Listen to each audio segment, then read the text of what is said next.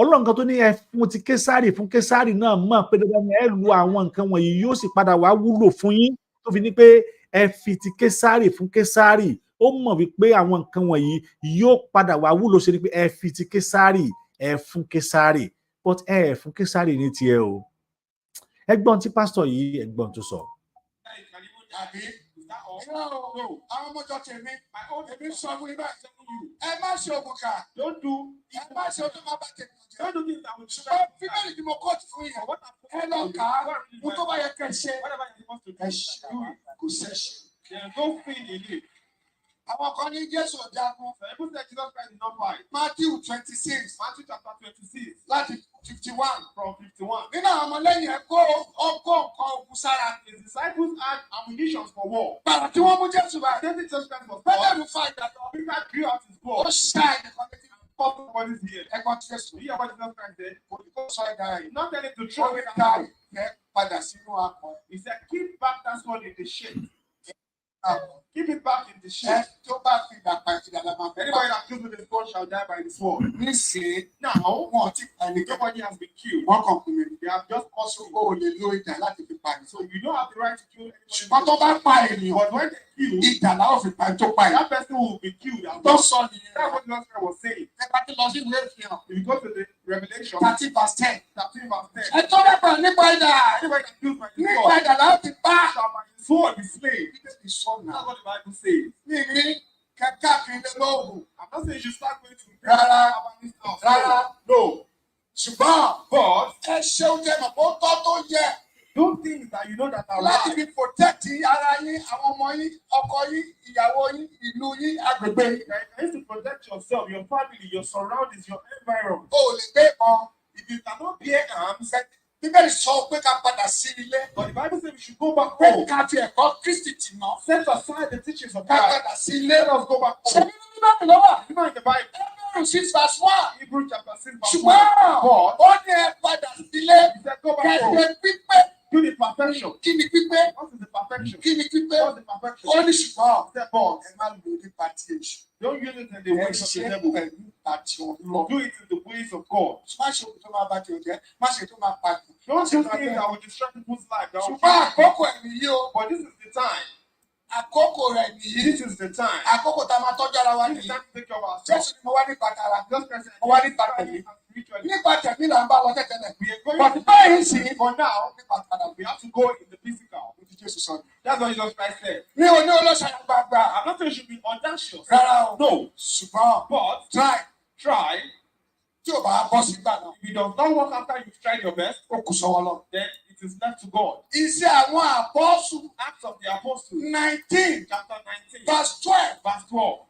Pọ́ọ̀lù Paul, ó lọ bàjẹ́. he used an Kí apron. ni bàjẹ́ yẹn? What's that apron Ó for? fi ilé àwọn He ènìyàn. was using it to heal people. Ó yàtọ̀ sí pé lórúkọ Jésù. It is different from the Lágbára ẹ̀jẹ̀ Jésù. The name of Jesus. Ẹ̀mí nìyẹn. That is spiritual. Ṣùgbọ́n tí nǹkan mi bá ti wà, But when they are sábà some ti other lo things, nǹkan mi, and use some other things, tara nìyẹn. that is physical. Ṣùgbọ́n But Ọlọ́run wá sọ̀pọ̀tì. God supported Ìwọ tó bá ṣe oògùn If you are doing láti fi protect ìlú ẹ, protect your own, láti fi protect ilẹ̀ ẹ, to protect your láti life, fi protect gbogbo nǹkan tó ní, to protect everything you á have, ṣiṣẹ́ fún ọ. it will work for you. Tó But kò ní fi jà ìwọ tọmọtaya ẹ the àkọ́kọ́ work rẹ. will not come upon you and your Tí ò ní fi jà ìjọ rẹ, and it will not come upon your á ṣiṣẹ́ fún ẹ. it will work. Ẹ má tẹ̀lé wọn o. Don't follow them. Tó máa sọ wípé ẹ má ṣe nǹkan I will kan. say don't do anything. Wọ́n lè kó ọlọ́pàá mẹ́fà méje lọ. And they have 6, 7 policemen that are watching over them. Wọ́n kó ogun jọ. They have security personnel. Ẹ̀yin tẹ́ ẹ̀ lówó ọlọ́pàá kí lè rájú Either you don't have money to hire police, wọ́n wá ṣí ojú yín sínú church. they will not put your eyes in the Kẹ máa church wá sí church. so that you can be coming to church. Kẹ máa wá sí church. So that you can be coming to church. Kẹ máa fẹ́ kú kẹ kú. So that if you want to die, you can even die. Àbí? Is that all? Yóò. No. Àwọn ọmọjọ tèmi. My own Èmi people sọ fún yín báyìí. telling you, Ẹ má ṣe òkùnkà. don't do Ẹ má ṣe ọjọ́ máa bá tèmi ọ̀jẹ̀. don't do things that will destroy Ṣùgbọ́n your life. bíbélì tí mo kóòtù fún yín. For what I'm Ẹ lọ kà á. Mo tó bá yẹ kẹ́ ẹ ṣe. whatever you're supposed to Ẹ do, ṣe. do it. Kò ṣẹ̀ṣẹ̀. There's no sin in it. Àwọn kan ní Jésù jagun. So people said Jesus Christ did not fight. Matthew 26 Matthew chapter 26 láti 51. from 51. Nínú àwọn ọmọlẹ́yìn ẹ̀ kó ọkọ̀ nǹkan ogun sára. His disciples had ammunition for war. Bàrà tí wọ́n mú Jésù báyìí. David just kind of Bẹ́ẹ̀ fa ìdájọ́. Peter drew out his Ó sword ṣá ẹnìkan létí. and cut somebody's ear. Ẹ̀gbọ́n ti Jésù. You hear what Jesus Christ said? Kò ní kó sọ ìdá ẹ̀. Not telling to Ó throw ní it ká out. ẹ padà sínú akọ. He said, keep back that sword in the shade.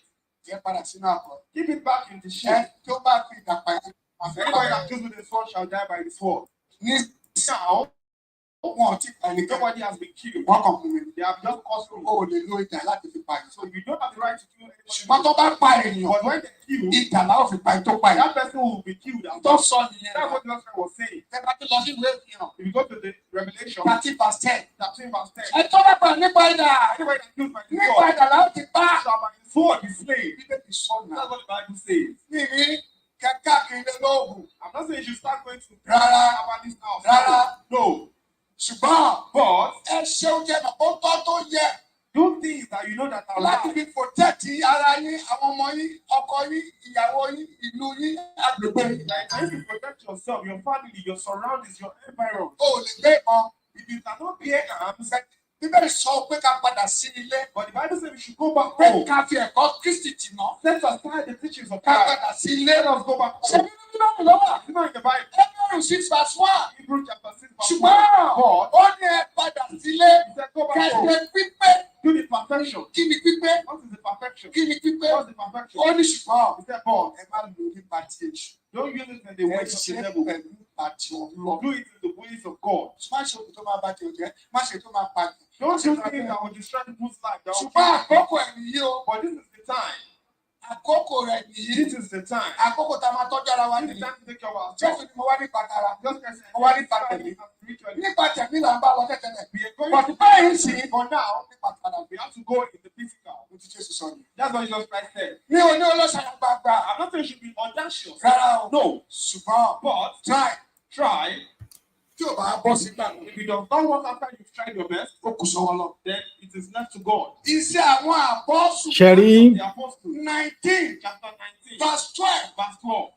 Pọ́ọ̀lù Paul, ó lọ bàjẹ́. he used the Kí ni bàjẹ́ yẹn? what's that apron Ó for? fi ìyàwó ènìyàn. He was using it to heal people. Ó yàtọ̀ sí pé lórúkọ Jésù. It's different from the Lágbára ẹ̀jẹ̀ Jésù. The name of Jesus. Ẹ̀mí nìyẹn. That is spiritual. Ṣùgbọ́n tí nǹkan mi bá ti wà. But when they Ká are bá ti other lo things, nǹkan mi. have the use of other things, Tara nìyẹn. that is physical. Ṣùgbọ́n But Ọlọ́run wá sọ̀pọ̀tì. God supported you. Ìwọ tó bá ṣe oògùn If you are doing láti fi protect ìlú ẹ. protect your own, Láti fi protect ilẹ̀ ẹ. to protect your Láti heart, fi protect gbogbo nǹkan tó ní. to protect everything you Á have, ṣiṣẹ́ fún ọ. to work for you. Tó God. kúrò ní fi jà ìwọ tọmọtaya ẹ And àkọ́kọ́ what will rẹ̀. not come upon you Tí ò anymore. ní fi jà ìjọ rẹ. And will not come upon Á you. ṣiṣẹ́ fún ẹ. Work. Ẹ má tẹ̀lé wọn o. Don't follow them. Tó máa sọ wípé ẹ má ṣe nǹkan I will kan. say don't do anything. Wọ́n lè kó ọlọ́pàá mẹ́fà méje lọ. And they have 6 mo fẹ́ stop níbí yìí.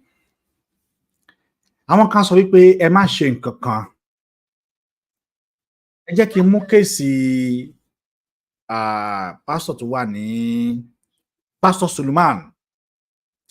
Suleiman. Ẹ jẹ́ kí n mú kéèsì ẹ̀ wá. It is so sad that those who lost their life during the attack, may their soul rest in peace. Àti bóyá last year, pastor yìí lo ń tà mọ̀ sí bulletproof car. I'm talking about Pastor Suleiman. Bulletproof car ló lò nígbà tó ń jáde lọ. Ó tún lo ọlọ́pàá, ó lo àwọn army despite pé ó lo bulletproof car. A dẹ̀ sọ fún àwọn ọmọ ọjọ́ yìí pé ẹ má ṣe nǹkan kan o, nítorí mo rí bí tó ti ń ta àná tí yan ẹ̀ ní signature tó ń ta fún wọn pé it will protect you. Àwọn èèyàn dẹ̀ ń ra wìtìwìtì. Then ohun tó jẹ́ pastor tó ń ta àná tí wọ́n yẹ fún èèyàn tó gẹ́gẹ́ ò wá lè lò láti lè fi protect ara ẹ̀. Òun gẹ́gẹ́ fún ara rẹ̀ kò lè lo àìná tí wọ́n yẹ yẹn gan láti lè fi protect ara rẹ̀ pé kíní yìí á protect èmi gan kò lè fi protect ara rẹ̀ but ó lè ní kí àwọn ọmọ ìjọ lè ní kí wọ́n wá rà á. Sí mùmú nǹkan àṣẹ̀bálẹ̀ Yorùbá wọ́n ó ṣe fún ọ wọ́n ó tún lò wọ́n ó tún test ẹ wò. Àwa la ṣe kíní fún ọ á tún test ẹ wò má worry á test ẹ wò fún ọ àwọn náà lá test ẹ wò ìbáwa la ṣe fún ọ á test ẹ.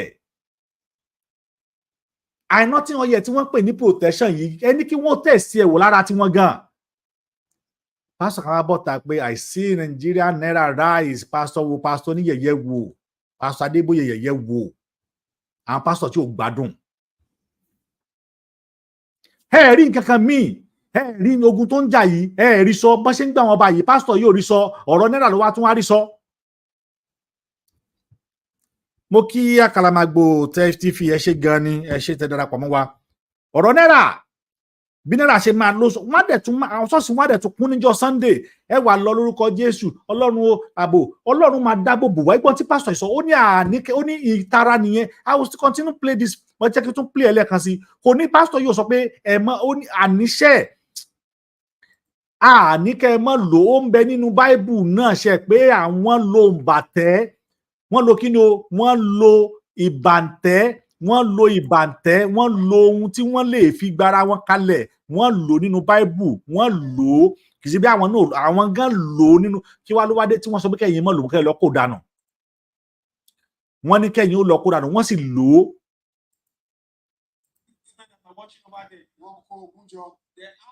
Wọ́n kó ogun jọ ọlọ́pàá ń tẹ̀lé wọn káàkiri wọ́n wá sí ojú ti yín sínú church wọ́n sí ojú yín sínú church wọ́n sí ojú yín sínú mosque bẹ́ẹ̀ ọlọ́pàá tẹ̀ wọ́n ń fi ọlọ́pàá rìn káàkiri wọ́n ti àtẹ̀yìn ọba náà àtẹ̀yìn ọba wọ́n gba tọ́lọ́run mọ̀ọ́mọ̀ fún yín tẹ́ fi ń jẹ́ ọba ohun tọ́lọ́run fún yín tó yọ̀ǹda fún ìlú kọ̀ọ̀kan ohun tí Ọlọ́run Olódùmarè tó yọ̀ǹda fún yín ìlú kọ̀ọ̀kan ohun tọ́lọ́run tó yọ̀ǹda fún àdó ohun tọ́lọ́run ọba yọ̀ǹda fún yín pé mo fún yín ẹ̀yin Yorùbá mo fún yín ṣẹ́ ẹ wá jùdánù ẹ jùdánù ẹ wá kú ní kúyà ẹ wá pa yín nípa àyà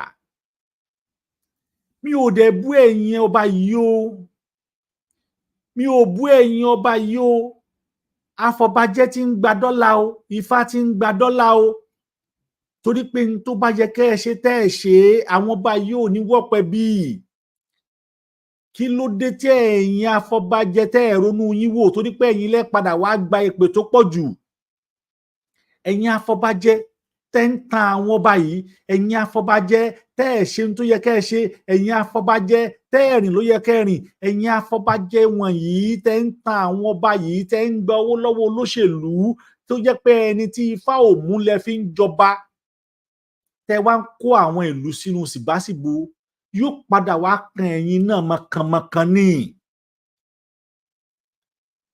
Ẹgbọ́n tí pásítọ̀ yìí ẹ gbọ́ bó ṣe sọ̀rọ̀ lọ.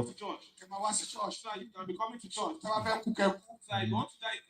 Àbí no àwọn ọmọ church èmi sọ fún ibà ẹ má ṣe òmùkà ẹ má ṣe ọjọ́ máa bá tèmi ọ̀jẹ̀ ṣùgbọ́n bíbélì tí mo kóòtù fún yẹn ẹ lọ kà á mo tó bá yẹ kẹ́ ṣe ẹ ṣe.